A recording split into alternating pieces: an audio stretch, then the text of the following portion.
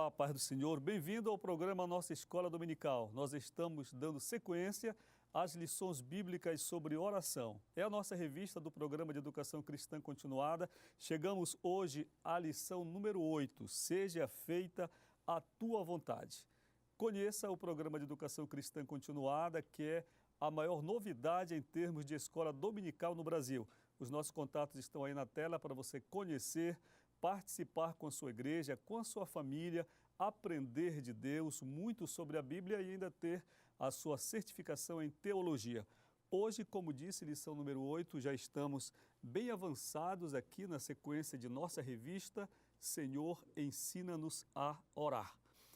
E comigo uma classe aqui de Escola Dominical da Boas Novas. Tudo bem, a paz do Senhor? Paz do Senhor. Estão animados com a lição?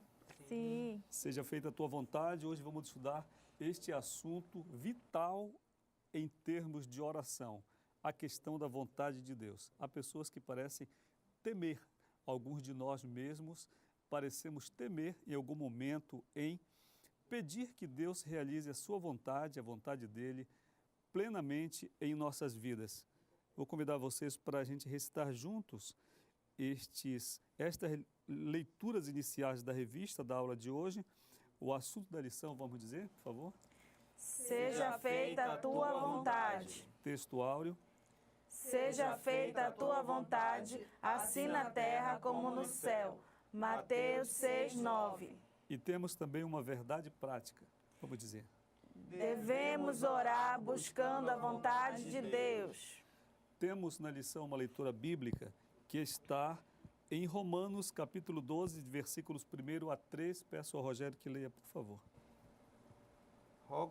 Rogo-vos, pois, irmãos, pela misericórdia de Deus, que apresentai-vos o vosso corpo por sacrifício vivo, santo e agradável a Deus, que é o vosso culto racional, e que não vos conformeis com este século, mas transformai-vos pela renovação da vossa mente, para que experimenteis qual seja a boa, agradável e perfeita vontade de Deus. Porque pela graça que me foi dado, digo a cada um dentre vós que não pense de si mesmo além do que convém, antes pense com moderação, segundo a medida da fé que Deus repartiu a cada um. Graças a Deus, a nossa aula está dividida em 3 partes. Temos aqui um esboço da aula para você, professor, poder realmente ter uma boa ajuda aqui, esmiuçar bem o tema, juntamente com sua classe. E você, aluno, também encontrar melhor divisões da sua aula. Vou pedir que vocês digam comigo os tópicos ou subtópicos de cada divisão. Vontade superior nós temos.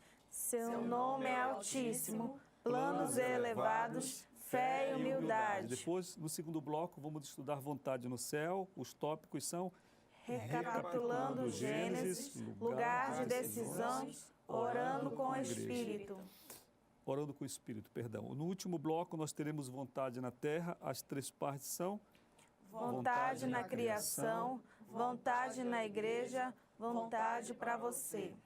Vontade para você. Você vai ver que nessa terceira parte a vontade de Deus vai afunilando cada vez mais e se tornando mais personalizada. Começando com vontade na criação, depois vontade na igreja, alguma coisa coletiva ainda, mas vai terminar em cada um de nós a questão da vontade de Deus para cada um dos seus filhos. Vamos começar, portanto, com a vontade superior nesta primeira parte desta divisão, que é seu nome é altíssimo.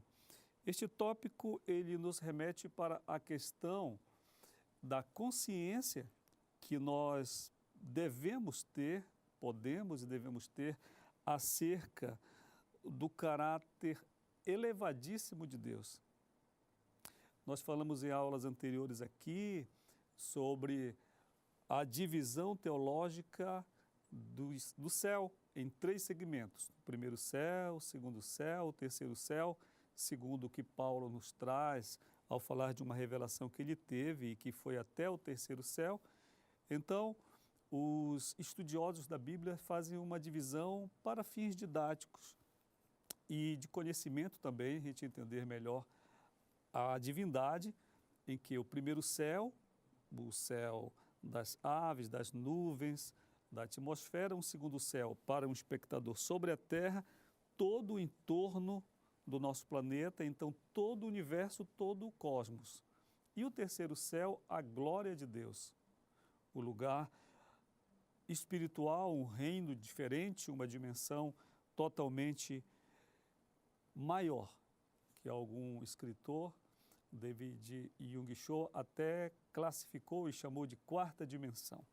Né? Sabemos que a matéria vai até a terceira dimensão, daí os filmes, os vídeos em 3D, como alguma coisa bem apurada em termos de imagem. Porém, a dimensão do reino de Deus, a dimensão maior, como disse Jung Cho com a sua propriedade, a quarta dimensão.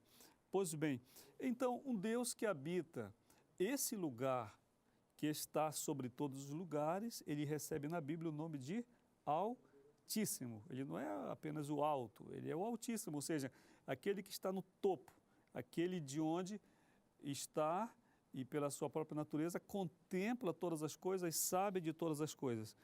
Isso assim é a base para que nós venhamos a desenvolver uma vida com Deus de obediência e de oração. Reconhecer que o Senhor realmente é Altíssimo. Um conhecimento que não é um conhecimento apenas teológico, ele passa a ser um conhecimento prático à medida que nós chamamos isso para a nossa vida. É o que a gente vai ver ao longo da aula. No tópico número 2 de nossa lição, nós temos um desdobramento disso que eu estou falando, que Deus, então, por Ele estar em posição de vantagem, de superioridade, de excelência em relação a todas as coisas, a toda a criação e até mesmo ao cosmos, então os planos que Ele tem são os melhores. São os planos elevados do que nos diz a Bíblia. Deus falou isso através do profeta Isaías, dizendo que os pensamentos dele estão muito elevados acima dos nossos, muito elevados. Então, essa consciência que devemos buscar para termos uma vida de oração, de que os planos de Deus para nós são os planos mais perfeitos, mais amadurecidos, mais excelentes, porque partem justamente da visão de alguém que tem o domínio absoluto de tudo, inclusive do futuro.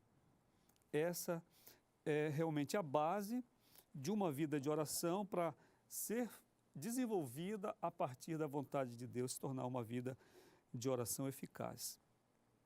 Na terceira parte desta aula, desta divisão, nós temos a questão da humildade e da fé.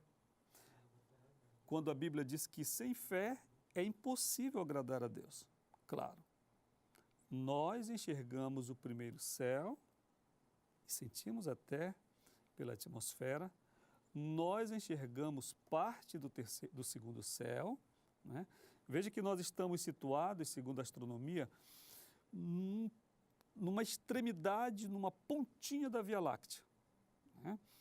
E nós conseguimos enxergar um pedacinho dessa porção, dessa galáxia.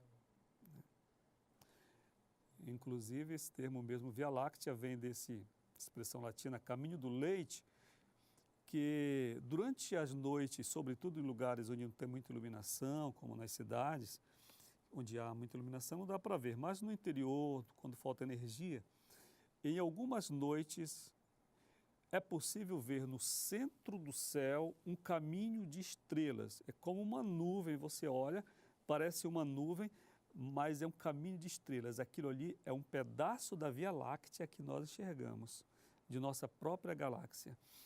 Mas o que vemos é muito pequeno ainda, mas de qualquer forma vemos o primeiro céu, o segundo céu, mas o terceiro não vemos. O terceiro céu nós não vemos, então vamos precisar de fé para acreditar que ele existe. E temos motivo de sobra para isso, até porque já enxergamos o primeiro e o segundo. Né? E sentimos que há alguma coisa muito além da matéria e da energia. Eluana, você quer falar? Por favor.